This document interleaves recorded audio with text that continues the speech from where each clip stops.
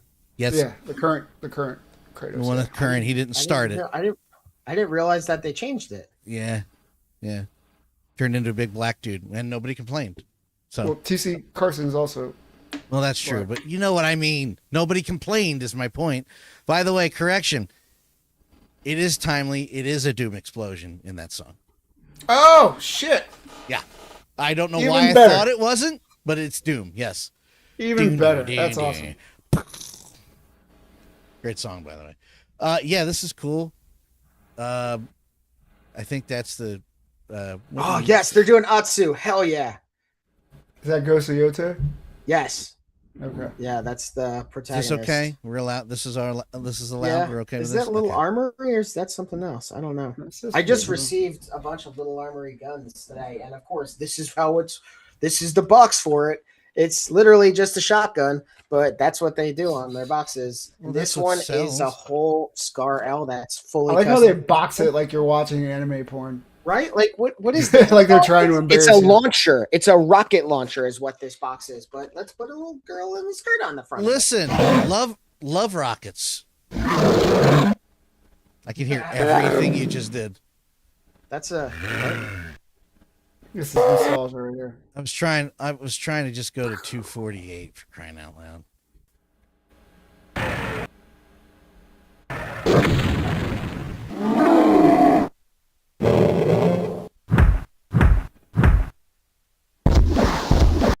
There it is. That was not supposed to play. I only paused it 3 times before as the window opened and it still played the damn thing. Wouldn't playing it on Who Sampled just play it off the break? By the way, I love Who Sampled. By the way, love Who Sampled. I just discovered this. I'm going to use this site later because I did not know it was a thing until right now. Yeah. Wait until you start going the Genesis rabbit hole. That's exactly what the hell I'm doing. Exactly. I figured. I'm quite duh. It's the first thing I'm going to check. Because I'm wondering if they're going to mention the Funkmaster Flash thing that they took. That would be fun. I wish I could have found pictures of these anywhere else, but I could not. And let me tell you something. When you guys send me something, I check. Yeah. And it disappoints the hell out of me when I cannot find something else. Not only not on Instagram, but like nobody else covered this anywhere. It's nowhere. Yeah. We should. No, never mind. I was gonna say we should add a new page to the Shadow Moses podcast, the Shadow Moses store, where we just podcast stuff. Well, yeah. That's a brilliant idea that I've never even thought about. I don't know if we could get away with that, but 52 Toys is killing it. This, oh my God, that's cool. I need to get their Alien, the Xenomorph figure, but these Predator figures that they're putting out just look so good, man. Speaking of Alien, you didn't react earlier. Did you read any of the interaction between me and Steve about Alien 3? The hell was that? I thought you were talking about Superman. I did read it. But no, there was 2. There was Superman, and then there was another one with Alien 3. Or did I forget to send that one? I might have forgotten to send that one. We were talking about he was the first part, Pete, is where Preston Steve, the guys I always mention. He's like, I made a comment to where he said that crypto was CGI, and I was like, nuh-uh, James Gunn said it was real, sarcastically. He's like, practically bullshit. That's not what it is. And then we got into the discussion of Alien 3 and how we both remember sitting down or going to see it and then within the first 2 minutes not caring because they just negated the end of Aliens completely. And don't fuck with aliens. It's not hard. I don't know how I feel about Alien Resurrection these many years later. I don't know how I feel about that. I like badass Sigourney Weaver, but the rest of that movie, I'm not sure. It's cool to see the aliens in a better light because they look a little bit more better. God, double compare. I get what you. They look better, but yeah. I get what you mean. Man, 52 Toys is another one of these studios that's blowing up, though. Like, they started out making stupid little animals that turn into cubes, and now they're putting out these awesomely detailed Predator figures and stuff. I love it. I have a Predator figure that turns into a cube, and he has the shoulder cannon and all this other stuff. A literal cube. You're serious? Yes, yeah. They're like Transformers, but they're cubes. And then I have the Xenomorph that does the same thing. Like a Predator joke in the White House. That looks so cool. Nothing makes me smile more when you're talking about action figures like this when they have an effect that actually looks practical. Like, you get what I mean? Yeah, like it looks like it's there. Also, it's also nuts that you see studios kind of moving away from it. Like, Storm Arena is putting out select ones, but now 52 Toys is coming in with Street Fighter licenses and putting out these figures. I wish that there would be new material and new IPs coming out, but it's cool to see that you don't always have to rely on buying something off eBay at an inflated price, because in so many instances somebody else is doing it. Yeah. And it's an unknown. I don't think a lot of people know about 52 Toys, but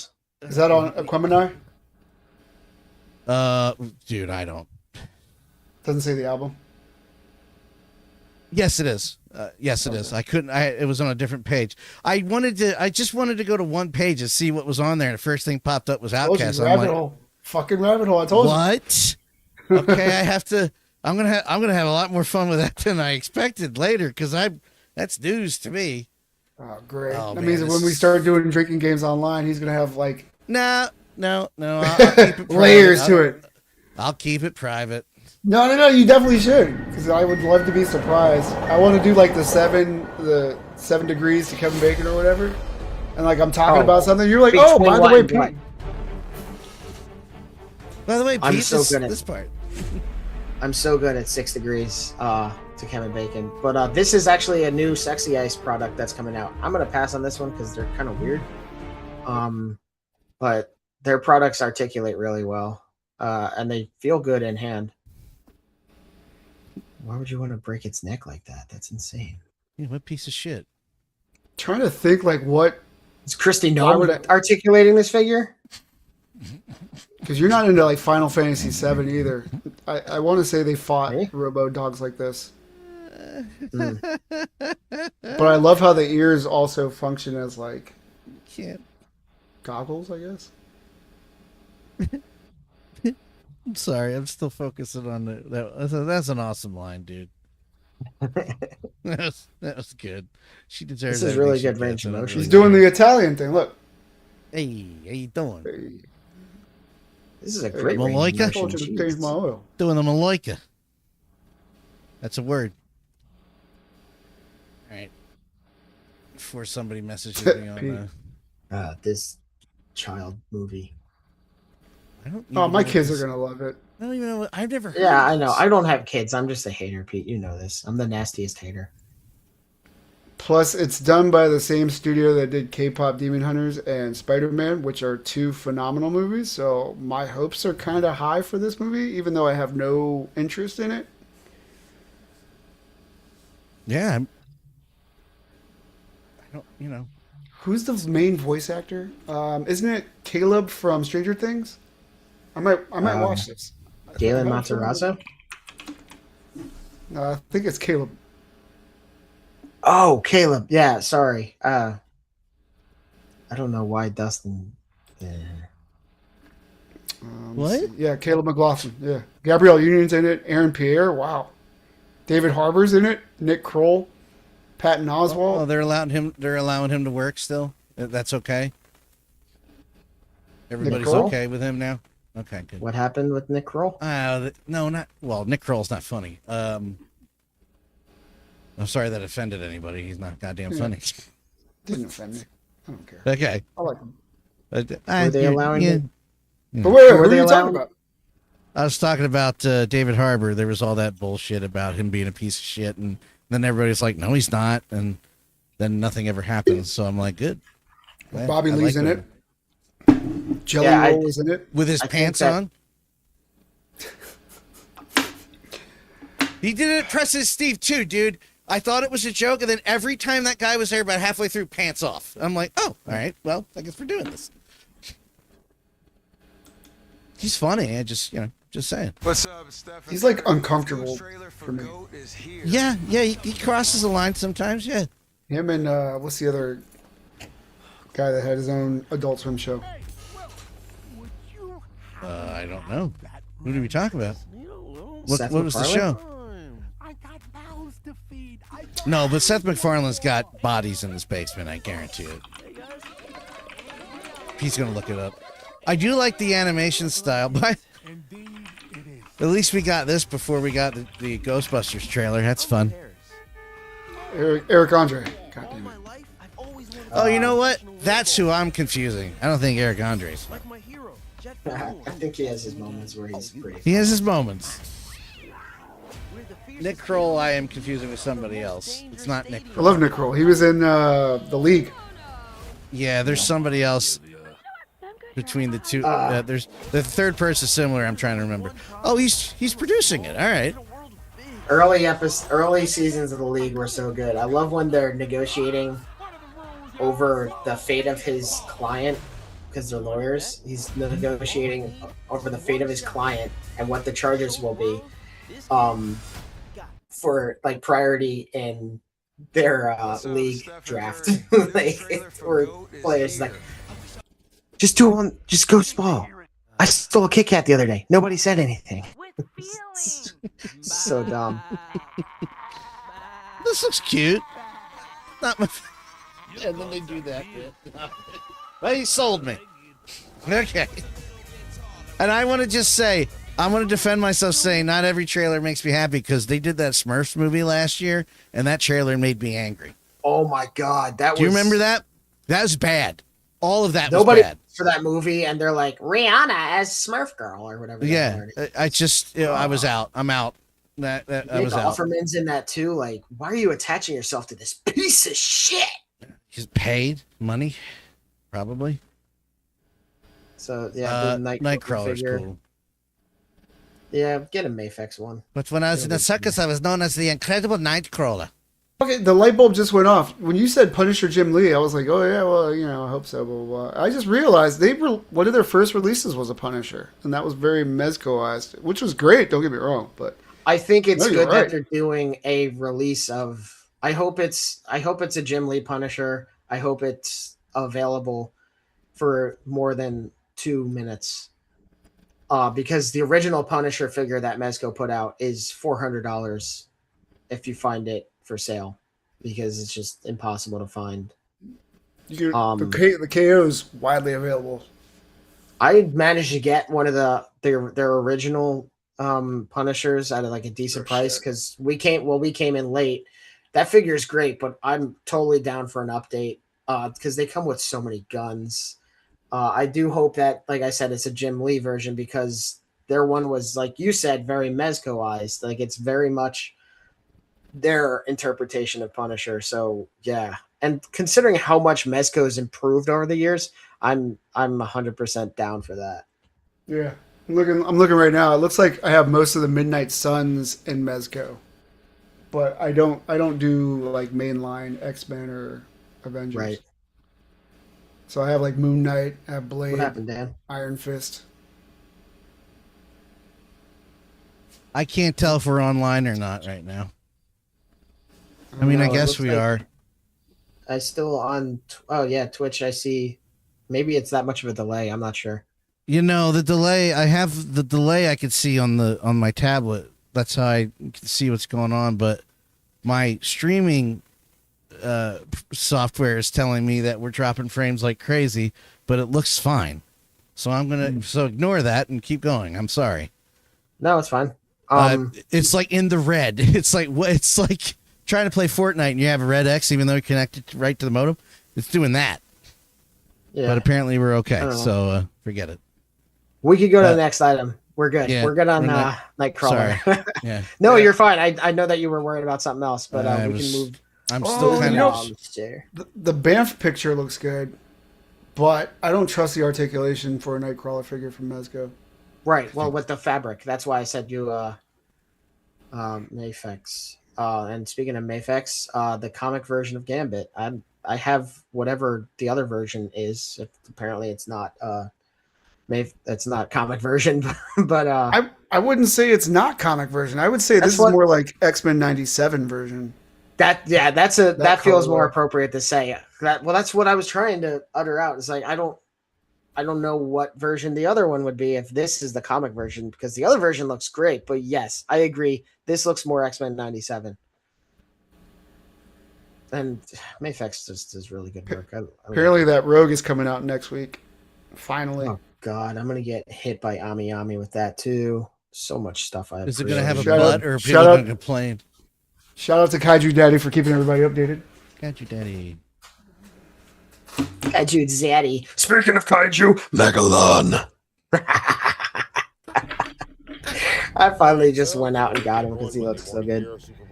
Oh, because he's awesome too. Sigma Studio. They're out too. Yeah.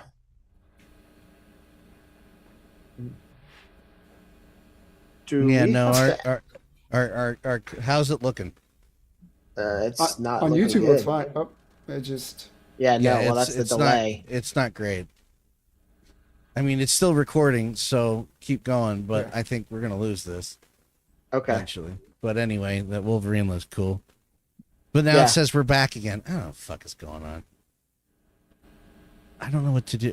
Can you guys stretch for a second? Give me like 2 minutes to look at stuff. Let me move my camera. Not stretch like that. You go up, I'll go down. No. Do you notice that we do that every time you say stretch? Yeah, because you dick. Because I'm trying to be serious and I'm having a crisis. And you guys are fucking with me now. It's my favorite part. Hey, dude, it's for the viewers, so shut the fuck up. Nobody wants to see you bend over. Tarik, I do. Okay, never mind. Tarik's not here for us to worry about fighting. Never mind. Sorry. Oh my God. Get going, buddy. Yeah. I don't know. We're recording, so. No, it's again. It's still on. It's just it keeps dropping like a motherfucker. Oh no, I don't like that link that I see about bad QC on that Batman figures. I think I have that pre-ordered. Also, I need to figure out what's going on with my other figure. I received my Amazing Spider-Man figure today, but not my other Hot Toys figure that I got. Sideshow Collectibles. So what are you doing? Where's my other figure that was supposed to arrive today? But we still stretching? Yeah. No, you stop now. My internet's fine. It's not the internet. I don't know what the hell's going on. Oh, I don't know. Well, I was gonna say that I did buy. I bought the Bamboo Labs H2D with the AMS, and then also the other thing that can be used for like special, like more experimental materials that the AMS can't really handle. Yeah. Which one? That's what I went with. The H2D. I want the Snapmaker, but I want them to make a bigger one. Fucking hell, man. Snapmaker was interesting. Yeah, I bought with the AMS HT bundle is what I went with. I was tempted to do the laser full combo, but that was a bit too much. And also I am hesitant to do a laser cutter inside of the 3D printer because I don't know what kind of residue or smoke buildup that's going to have that might affect the longevity and inner workings of the machine. So I just went with 3D printing for now. I down the road, I would like to get a laser cutter. Is that a staple? I would like to get a laser cutter. It's just right now. No, it's wood. From, I don't know where. Yeah, and eventually I do want a Prusa, but I just want to print. So what the hell glad is you this? guys. I'm glad you guys can see. The listeners can't see it, so. Oh, okay. I'm So what the trying to fuck is clear up. I'm trying to do things to clear up. It's 𝗵𝗂𝗊𝗿 playing a VR game, and he's doing this, and that's the joke because he was jerking off. Oh, Wasn't gotcha. cool. Coolie in Spanish is like little ass. He is. But Does yeah, not have a little ass. But yeah, I went with Bamboo over Prusa because I want to print right On away and focus on continuing to print rather than making it uniquely mine. Like Prusa has a lot more settings that you can work with to dial in and tweak your printer and everything like that. And Bamboo is kind of more focused on out of the box printing. Apparently they've gotten better with tweaking and doing all these little things to their machines, but still not as much as like, especially not as much as like 𝗍𝗄𝗏, because 𝗍𝗄𝗏 is kind of like having a car that constantly needs like your maintenance. And then Bamboo is car? more like a Tesla where when something bad happens, it's a full explosion. So yeah, Right. I'm taking a gamble on Bamboo despite the apprehensions I have said on the podcast about what you do with your files that you print on them. I'm going to try and keep it as offline as possible and maybe just do like I do these other machines kind of dummy style where I literally just use my USB to put the files on them rather than doing it over the network, because I honestly don't even trust the integrity of sharing an STL or a G code over to a 3D printer to have it print. I know that that's something that all 3D printers seem to be moving towards, but I feel like there's still a good likelihood that the file's corrupted or that something just. I'm always worried about they're going to poach my image. Yeah, that's something I've said a lot about Bamboo, and I've probably trash talked Bamboo in the past, but I'm a hypocrite and I suck butts. It's true. Maximum Line Thor. This is a cool release. I don't buy into the Maximum line, but it's cool that they're doing a Thor figure. I don't have this Thor, so I'm excited for this Thor. It looks great. The heads and the faces are exactly what I would hope for it to be. I like the accessories that it comes with. This gives me great hope that they go back and revisit a classic Thor. But yeah, no, I'm definitely. Cool. This will be the second Maximum I grab. I grabbed the Spider-Man just to compare it. This looks kind of like the Ultimates Thor.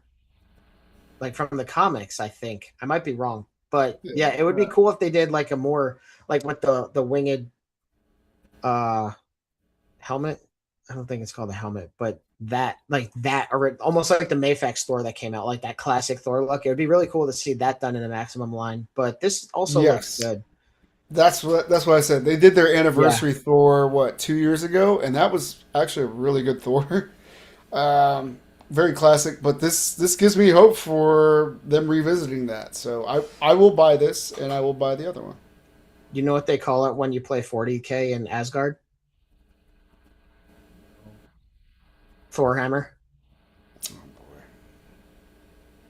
Thanks for tuning in, everybody. I'll give it to you. I'll give it to you. Yeah, this looks good. The accessories are not bad. It's probably going to be $60 or $65. I'm guessing. What's the form? Can we do me a huge favor? Can we end on this tonight? Because this is not going well over here. Sure. Yeah. Let me fix my stuff. We are at 2 hours and 23 minutes, so we have a hell of an episode.